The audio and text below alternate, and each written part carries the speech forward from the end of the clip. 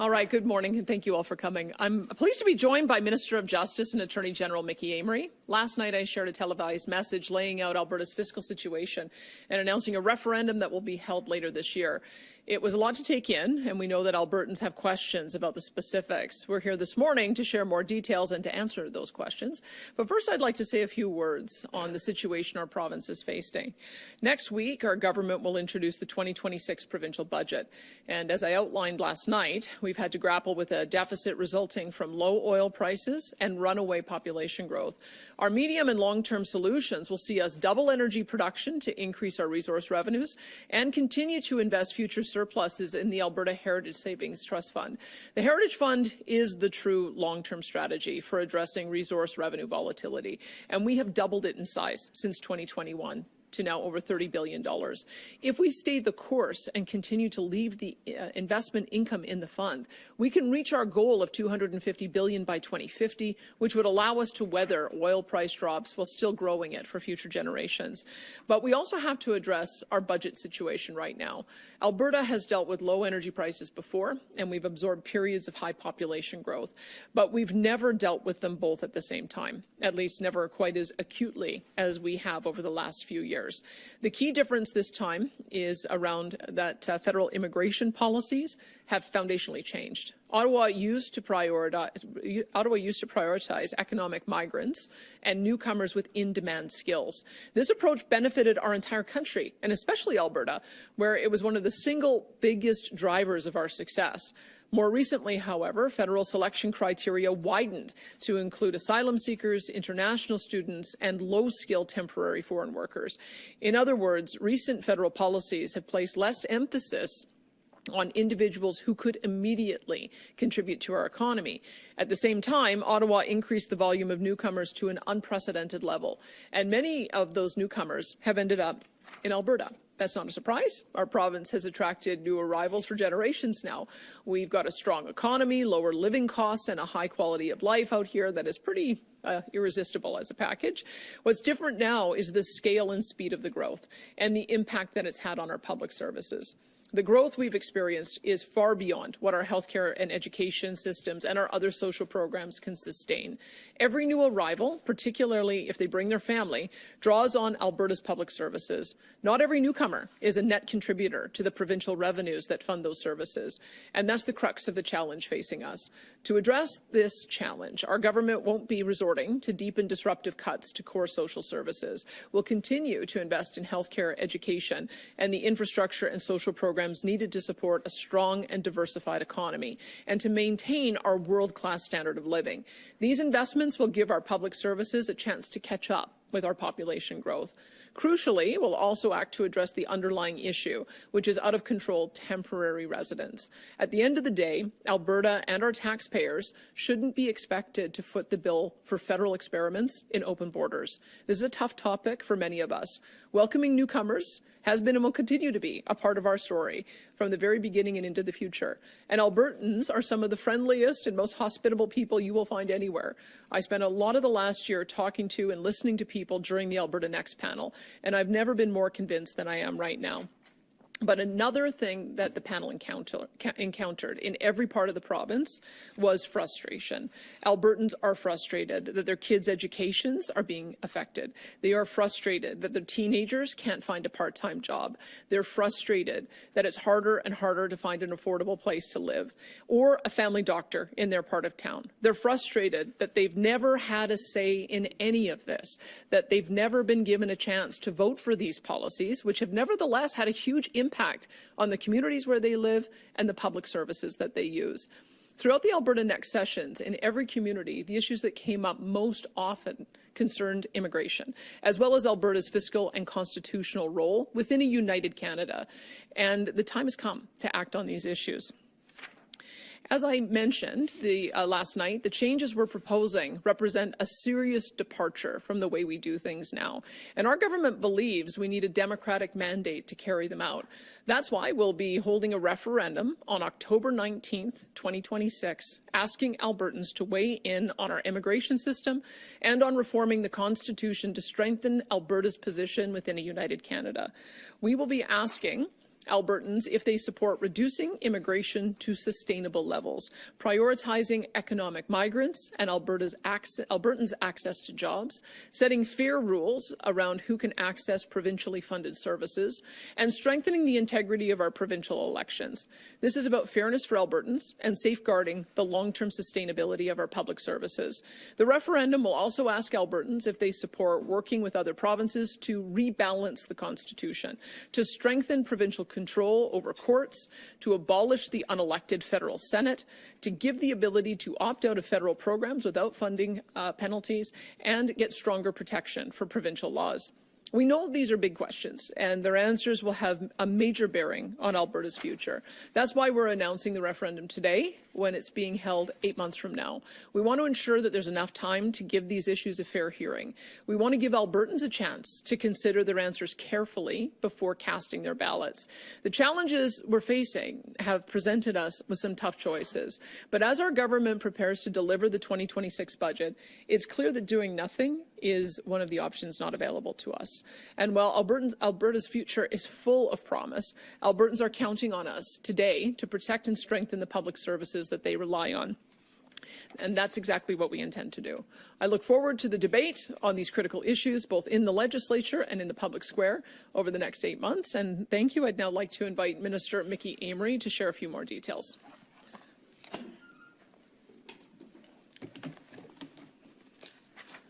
Well, thank you very much, Premier, and good morning to all of you. In the last year, our government has been very clear that we encourage all Albertans to participate directly in our democracy through voting in general elections and through avenues such as citizen initiative petitions. Last year, we amended our democratic process legislation as part of our mandate to strengthen public trust and encourage participation in our democracy. And we refined the process for citizen initiative petitions to make it more effective and more efficient, and remove red tape and the barriers to this important democratic process. Our democracy thrives when people trust the process, and that those processes are accessible to people.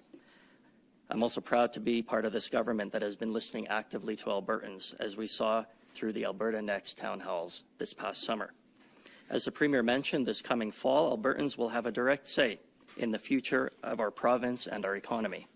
This referendum gives Albertans a clear opportunity to express their views and will amplify their voices. It's an opportunity for Albertans to set the direction of our province for years to come. Direction that I have no doubt will ensure that Alberta remains strong and free. Thank you very much.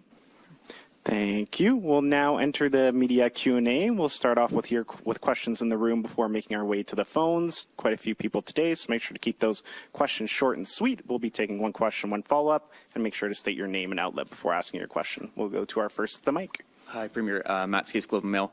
One of your questions in here cites what you call an Alberta-approved immigration status. This is on a referendum question. You announced it last night. What is that, and what would qualify someone to be an Alberta-approved immigrant? Well, what we're looking at is a model very similar to what Quebec has had since 1991 with their Quebec-Canada Accord, where they have total control over their economic migrants. And so that would put us in a position where we would deliver a work permit. If that person wanted to move on to permanent immigration status, then we would have a provincial nominee program so that they could become a permanent resident. And then the federal government would determine citizenship at a time if that individual wanted to become a citizen. But we have to make sure that we're involved at the very beginning stages of determining what the market need is, issuing the permits so that we can connect the people who have the jobs with the person who need the jobs with the right skills, and then also creating a pathway to permanent citizenship. And so it would be very much modeled after what we see in Quebec. Okay. And on another topic, what is your evidence that non-tax-paying immigrants are using health or education system in sweeping numbers, and specifically how much does an immigrant cost to the healthcare system in their first year in the province? Well, think about this. I mean, let's put aside citizens and permanent residents, because permanent residents have made a commitment to the country. You know that they are going to be here and be a contributing member of the economy year after year after year, and so that's part of the reason why citizens and permanent immigrants have similar status. I've met many permanent immigrants, actually, who at citizenship ceremonies who were permanent for 20 years before they decided to get citizenship. So let's put that aside.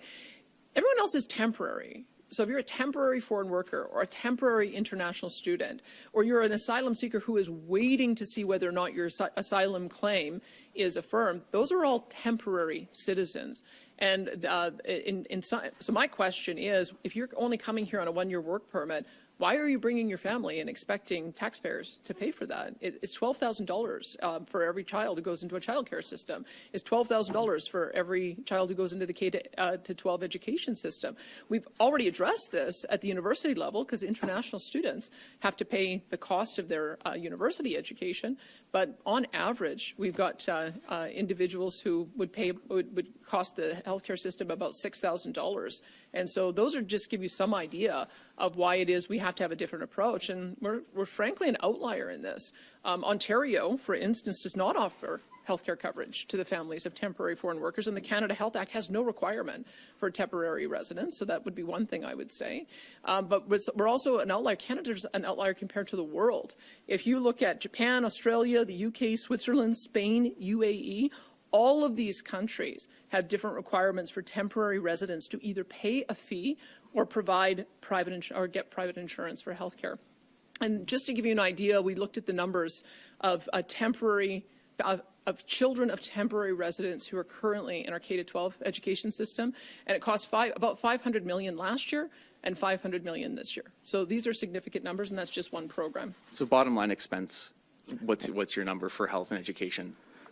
It's tough to know. I mean, we'd have to do the figuring out, but I can tell you, we had in 2021, to give you an idea of what a normal number of asylum seekers would be, it was 941. In 2024, it was in 2022, it was 1,995. In 2023, it was 6,050. In 2024, it was 10,050. And in 2025, as of November 30th, it was 7,125. So you can clearly see the trend. And what happens is we have no control over asylum seekers, whether they're approved or not. The federal government has such a convoluted process, it can take years and years before their claim is deemed to be legitimate. And oftentimes, the cost of supporting that falls to provincial governments. So if the federal government has a particular policy, they should be the ones paying for that.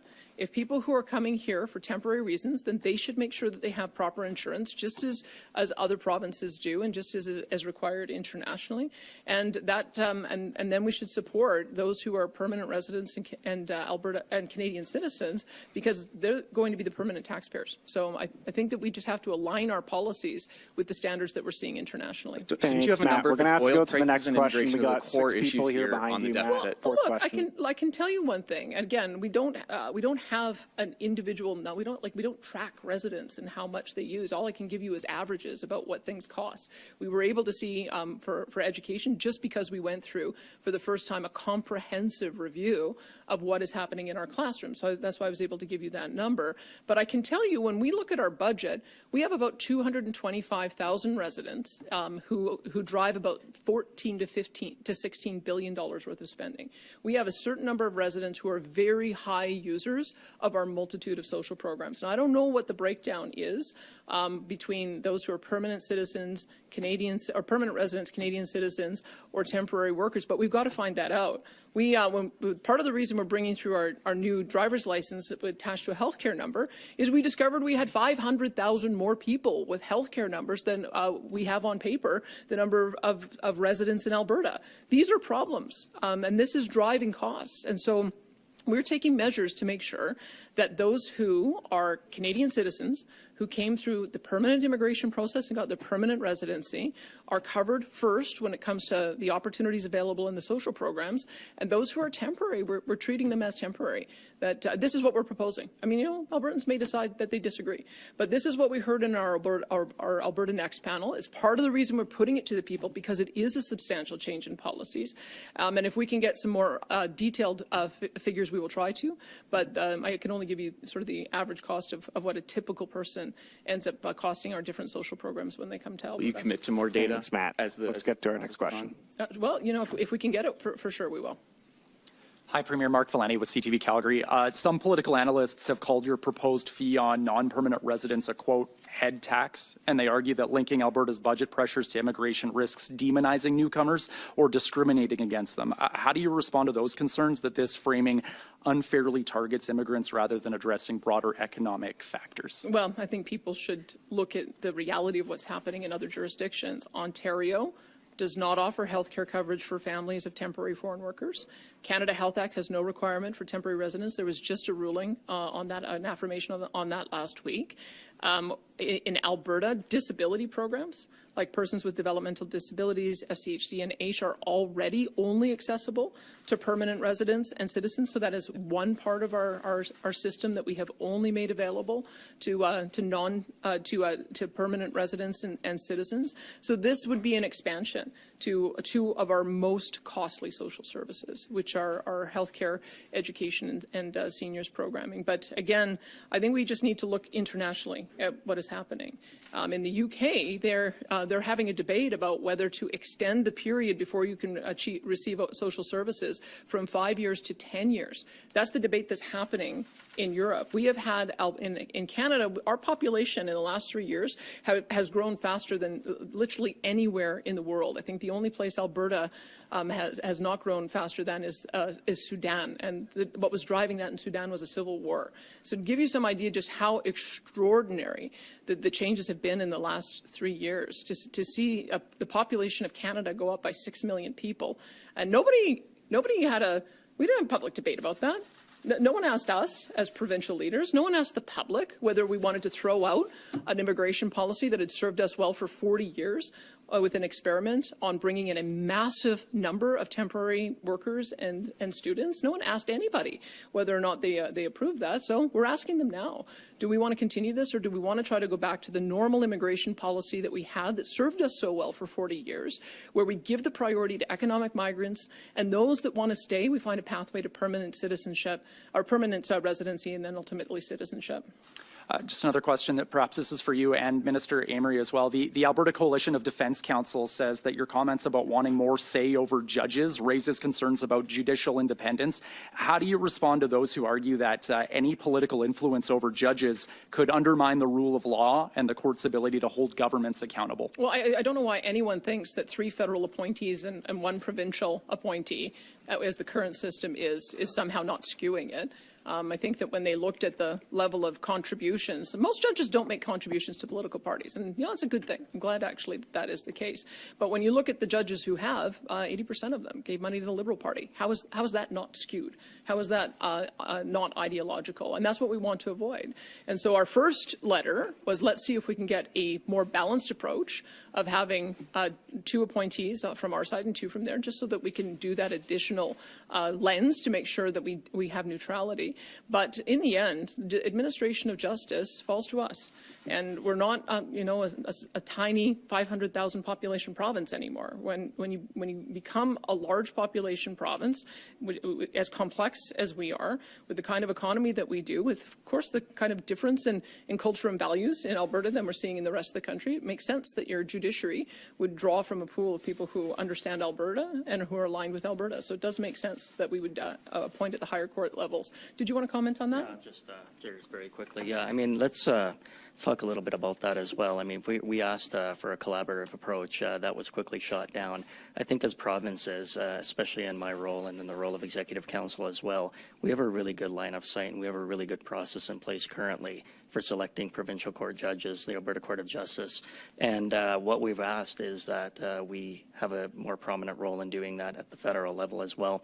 Premier has touched on some of the real problems that we have with respect to the federal process. There is very little, if any, input whatsoever on Court of King's Bench justices that serve here in Alberta, and I think it's important that we have a more prominent role. But the second thing is, we know that it's not a nonpartisan process. We know from the statistics that came out in recent years and the reporting that came out in recent years that a vast majority of those federal appointees did have political contributions. We try to avoid that here in this province. And we'll go to our next.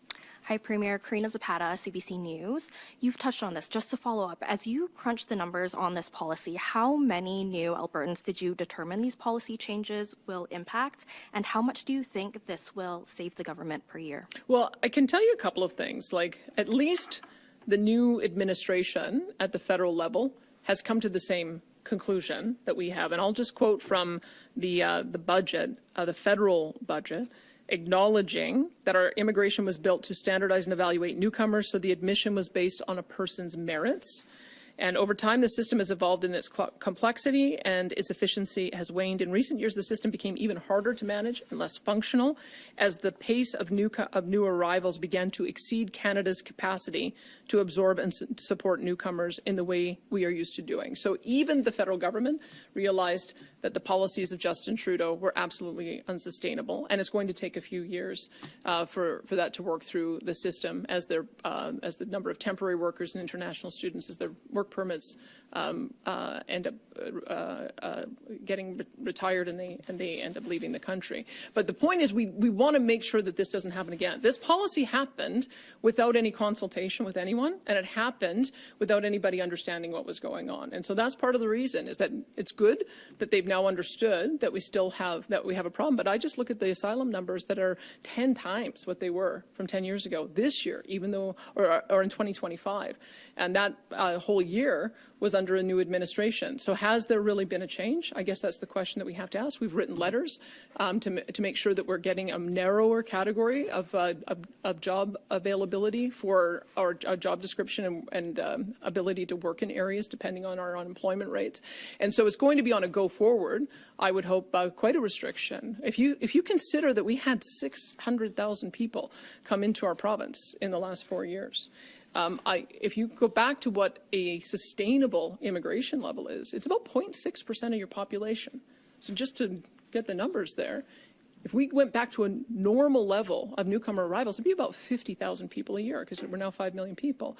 We've been getting 150,000 or more a year, so 3 times the amount that we're able to absorb. That can't continue. So in a future state, I want us to return to something more like a 50,000 target, with 2/3 of them focused on economic migrants, and those chosen by the Alberta government. That's why we keep on asking for the ability to affirm more provincial nominees, because we have a large number of people who are working in good-paying jobs, fitting in, want the pathway to permanent citizenship, and the federal government won't let us. Instead, they've been prioritizing all of these temporary status of newcomers rather than the ones who they should be prioritizing, as we have historically, which is the economic migrants. So a future state, I think we should probably have about 50,000 total numbers coming to Alberta each year, about 35,000 of those economic migrants, and a much smaller number of asylum seekers, international students, and family reunification. Okay, but how much are you thinking that this will save the province, and will this change be enough to eliminate the deficit? And if not, why not look at other options like cutting services or raising taxes? Well, I mean, this is what we're talking about, is making sure the services are prioritized to the people who've registered a permanent stake in our country and our province. And that's Canadian citizens and permanent residents. And temporary individuals should be treated as that. Temporary, and tourists. I mean, I don't think any of us in this room would think that we would be able to go and work for a year somewhere else, bring our entire family, use their healthcare system and their education system. Like, just think of what your expectation would be if you were going to go to work somewhere temporarily for a year. And we just have to have the same standards here. I think because we had some confidence in the federal government that they were managing this properly, because they were managing it properly, up until we got to COVID. And then post-COVID, it went completely off the rails with a completely insane policy that every single province is suffering with. There isn't a single province that is managing to run a balanced budget this year. So combination of the decisions of Justin Trudeau to suppress all the ways that we could make money and earn revenue, at the same time as expanding all of the costs associated with delivering very expensive social programs, has put us in a position where it's going to take a little bit of time for it to sort itself out. Hi, Premier. Drew Strand at Global Calgary. In January 2024, you were on a podcast saying you wanted to increase Alberta's population to more than double Alberta's population to 10 million, as well as, you know, the Alberta is Calling campaign was launched as well, looking for those economic migrants to come to Alberta. I guess, you know, what was the metric that caused this change in your stance on migration, when this had been something that you'd been championing for a number of years, including your letter to Justin Trudeau in 2024? Well, look, I mean, my letter to Justin Trudeau was about what I talked about before, that we need to have more control over permanent residents and provincial nominees, because those here found a job, fit in, want to stay, and want a pathway to permanent citizenship. They reduced us down to, I think, 4,500. We believe it should be more like 35,000, that Alberta should be controlling the number of economic migrants and matching those with the skills with the jobs that are available. And that stays true. That's the same position that I had 3 years ago and the same position I have today. I think it's a matter of time scale. We certainly can't double our population in 3 years, which it seems like the federal government was bent on doing. You can probably double your population by 2100, maybe. In Alberta, we might go a little bit faster than that because people do want to move here, and I've seen some recent demographic expectations that we might surpass British Columbia. But the pace that we were growing was unsustainable. I thought that we had the tolerance to be able to create jobs. We've been a very powerful job creator, but clearly it's broken. Like, there is a point where you have to look at the reality. And the reality is you cannot build homes fast enough to accommodate 150,000 people a year coming here. You cannot build schools fast enough to accommodate 80,000 new students coming here in 3 years. You cannot build hospitals and long-term care fast enough to be able to accommodate that population. So it's the speed. I think we can accommodate 50,000 a year, but we certainly cannot accommodate triple or quadruple that. And that's the reason why we've got to get a better handle on this. And on net migration... And if I may also say just one more thing. You have to remember where we were in 2022, right? We had CBC writing stories, why does no one want to live in Alberta? And talking about the U-Hauls that were leaving Alberta, because that was the case under the NDP, and then because of COVID, we actually had declining population in our province. We had school boards talking about closing down schools and eliminating school spaces, and yet when we looked at the unemployment figures at that time, and remember the program was launched before I became leader, but it was because in June we had a 4.9% unemployment rate, in July a 4.8% unemployment rate.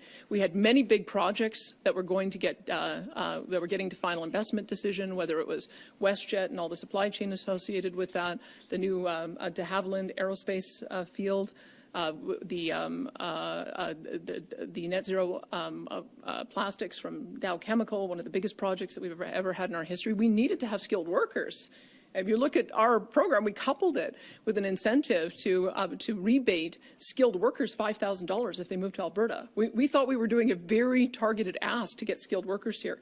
But as I said, we had no idea that Justin Trudeau was taking all limits off all of those programs because they didn't ask us. They didn't tell us. They just did it. And as a result, we ended up, and I think every province was in the same position, which is why the federal government has had to change gears. But we have to make sure this doesn't happen again. Like, you shouldn't be able to completely upend 40 years of established policy without talking to anyone about it, especially when the cost falls to the provinces. You just briefly talked about all these people leaving in Alberta in 2022, where the net migration stats on the Alberta government website shows that there was a ramp up in migration to the province starting in 2021. Q3, for example, we saw 190 international people come to Alberta, the lowest it's been since 2021 after that peak that we saw in 2024. So I guess that's not exactly factual that all these people were leaving when we were seeing records amount of people coming during that time. I guess, you know, you're kind of saying one thing when the reality shows another there. I think you should look at the reality of what happened post-COVID. And you will see an extraordinary change that happened post-COVID. And it happened almost completely along asylum seekers, international students, and temporary workers that were low skill. And that was not what I think anyone anticipated in how our immigration program is supposed to work. We've had a very robust point system where people are able to come here based on their education, based on their facility in one of our official languages. And there's a reason for that, is because then they are job ready the moment that they arrive. If you bring a large number of people here who don't have basic skills, don't have a job, don't even speak English, then all of a sudden you've created an environment where they're going to have to rely on government services. So the federal government flipped the policy on its head. I'm pleased to see, with the pressure of all of the premiers, that they are returning to a more normal immigration policy. But we have to make sure that this doesn't happen again, because we're still in a position where we have a large number of individuals who are seeking provincial nominee status. I think we're up to 30 or 40,000.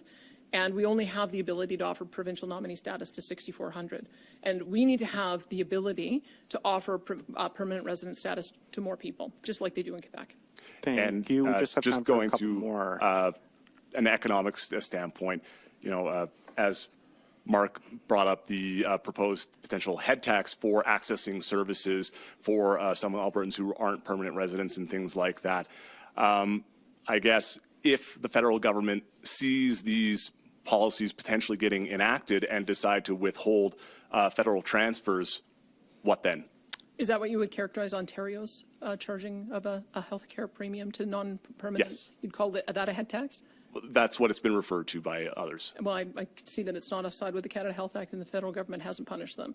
So I think the federal government, in fact, issued a clarification statement last week saying that temporary foreign workers are expected to have private insurance. So I think that issue's been solved. It's not a head tax.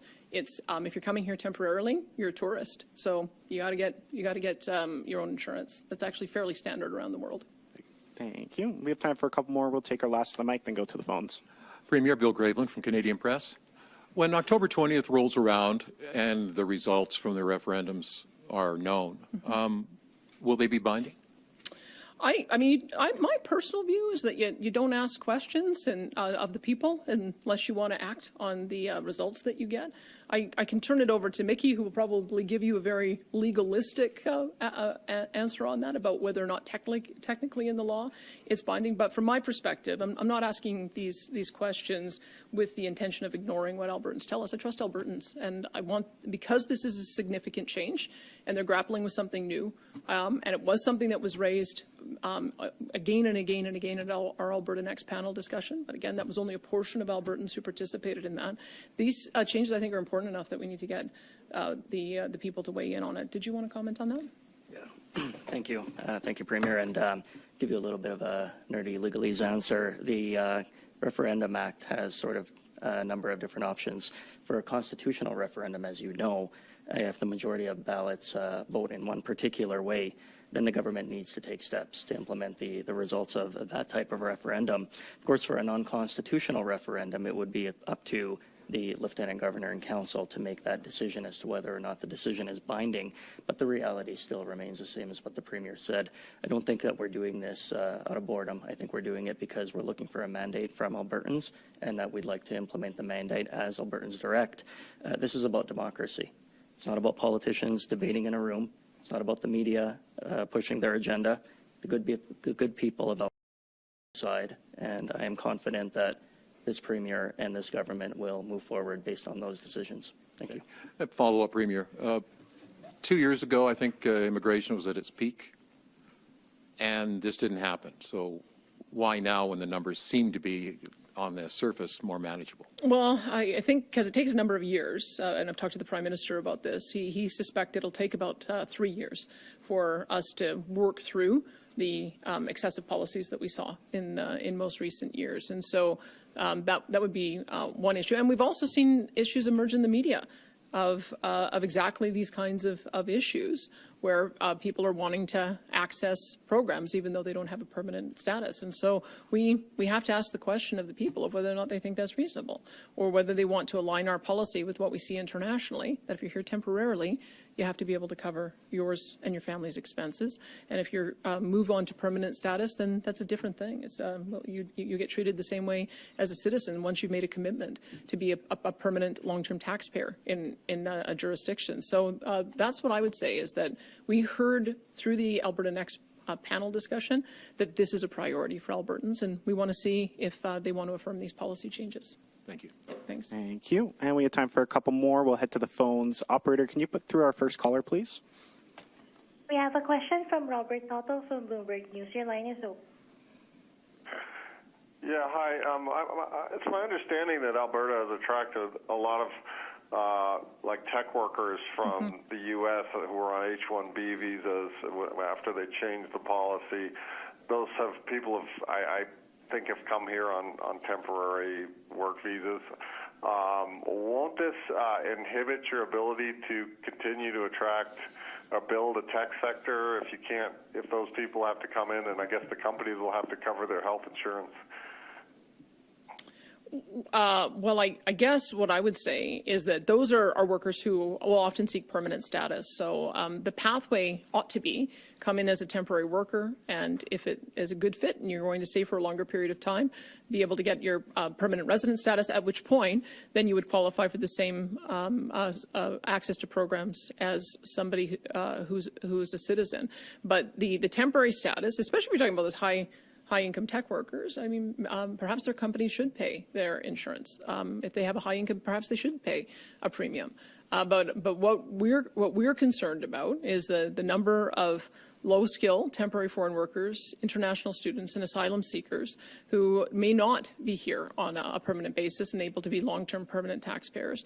And so we have to look at two different approaches. The approach that we want to take by taking more control over the economic migrants would be exactly what we're trying to establish here is if we give them an Alberta work permit, and they move on to a pathway to permanent immigration, and they ultimately become a citizen, all three of those steps would qualify them for social programs. If we know that we need them, and we know that they're going to be making a long-term commitment here, we want to provide a pathway for them to be able to enjoy the same services as everyone else.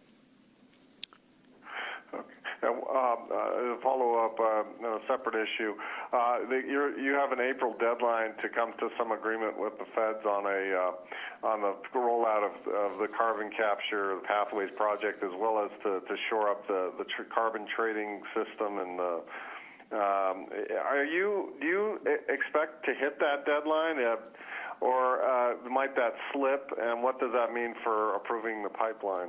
Well, we certainly can't delay longer, much longer than the target that we set. There's a reason for that, because to make final investment decisions in expanding production, we need to have some certainty around what that carbon price will be. I mean, we put our opening position on the table. We think $95 is the right one, and keeping it there for a longer period of time, the federal government put their position on the table, which was $130 at some point in the future. So the negotiation is how quickly do we rise to $130?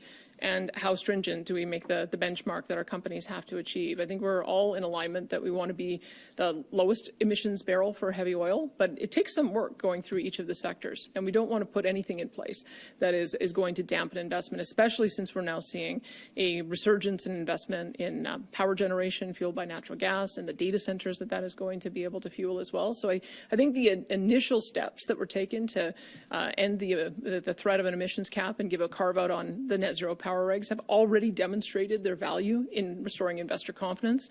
And so that's why we want to get to the finish line very early on the issue of the pricing and the methane regulations. So we're targeting April 1st. I heard Tim Hodgson, the energy minister in town recently, saying that he anticipates that we will be able to meet that target.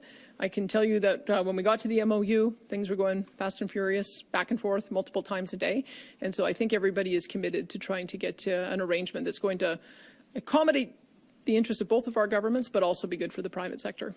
Looks like we have time for just one more question. Operator, could you put through our next caller, please? Our next question comes from the line of Amanda Stephensons from Reuters. Your line is open. Hi there. I'm just wondering how this fall referendum, I guess, fits in, given that we also have a separatist campaign going on and a petition pointing towards a potential referendum on that topic.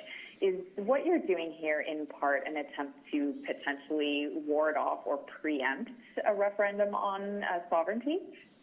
Well, I can tell you that this is the view that our government has, is that these are the kind of things that will give Albertans hope that the Federation can work. This is why we put them on the table. This is why we consulted with them. And that's been my commitment, is for us to continue fighting for a sovereign and independent Alberta within a united Canada. So this is the suite of recommendations that we're proposing. However, there are a couple of citizen-initiated petitions out there, some of which will finish in time for that vote to be put on the ballot as well, if they get the requisite number of signatures and they're validated. So whether it's the independence petition or the coal petition, if they get the requisite number of signatures, our intention would be to put those on the ballot at the same time. Okay, so same ballot, same day. Yeah. Yeah. Okay. Thank you very much. Thank you. And seeing no follow-up, we'll squeeze in one more question. Operator, could you put through our next caller, please? The next question comes from the line of Will Vassar from Western Standard. The line is open. Hi, Premier. So this morning, the Deputy Opposition Leader called this approach on immigration and the referendum an attempt to be divisive, to pit people against each other, and it's emboldening some dark and disturbing behavior. Could you comment on that? Well, I'm accustomed to seeing the NDP try to scare people. They do that all the time. They make hysterical claims that are not true, and they're the ones who I think feed polarization and division. This is a very real and serious issue. Immigrant communities have raised this with us as well, because anyone who came here through the old system that we had are equally frustrated at what they're seeing, that there's essentially no controls, and hasn't been for a number of years. I think the official opposition is offside as well with the current leadership at the federal level, which has very clearly been working to undo a lot of the damage of these kind of policies over the last few years. And they might be even offside with their own union leadership. I've seen union leadership for many years complain that temporary foreign workers flood the market and depress not only job ability, but also depress the wages. So I would say that it's not us that's offside with where the public's at. I think it's the official opposition.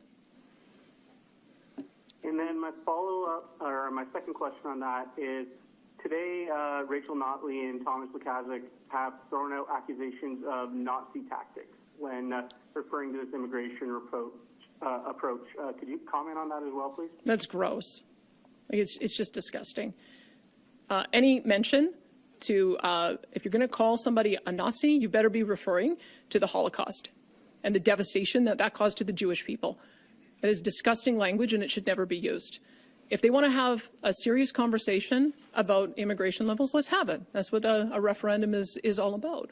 And quite frankly, as I've mentioned, this is the same kind of policy that was affirmed last week by the federal government when it came to saying that temporary foreign workers should have private insurance when they arrive. It's the same policy that already exists in Ontario.